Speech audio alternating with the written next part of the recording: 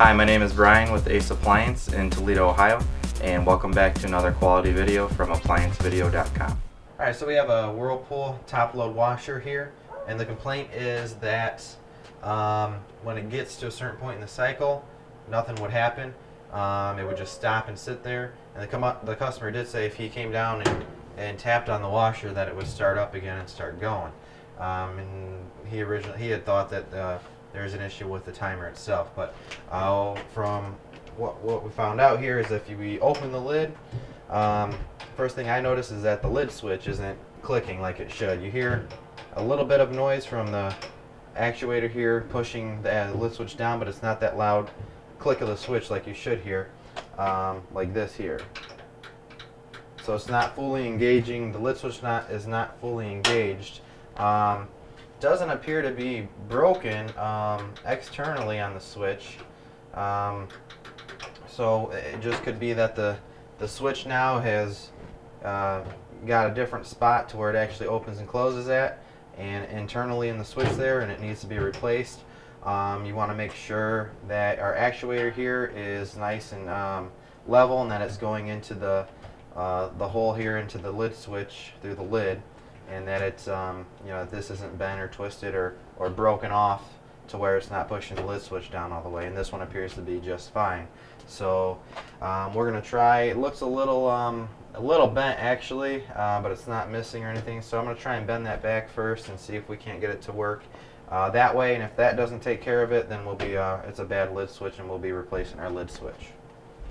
Alright, so we just looked at the lid switch here, and I can see it from underneath. And I took this out earlier just to inspect the lid switch. A lot of times the lid switches here, they're plastic, and the seam that connects the top and the bottom half of the lid switch together, there's a seam there that's it's plastic, and it'll separate, which causes the lid switch to go bad internally.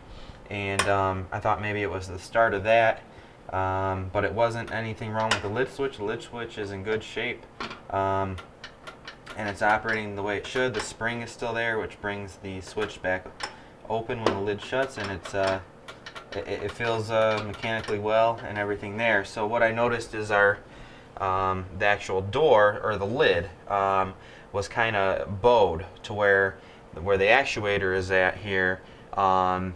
In the center, the lid was kind of bowed upwards in the center there, so it was just enough that when the lid shuts, it wouldn't actuate that switch, and then what you had to do then is push it down, and that's why when the customer would hit this, it would go.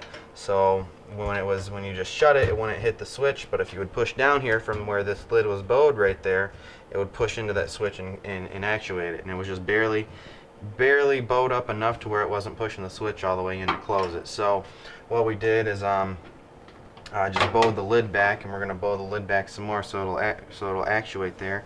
So a couple different ways you can do it. You can kind of just straighten it out with your hands. I found you can put a screwdriver here or something to hold the lid up in the front, and then kind of push down on it here. You don't want to bend it. You want to be careful that you don't break your plastic actuator here or anything like that, and you just want to take your eye and look down the edge of it there and make sure it's nice and straight.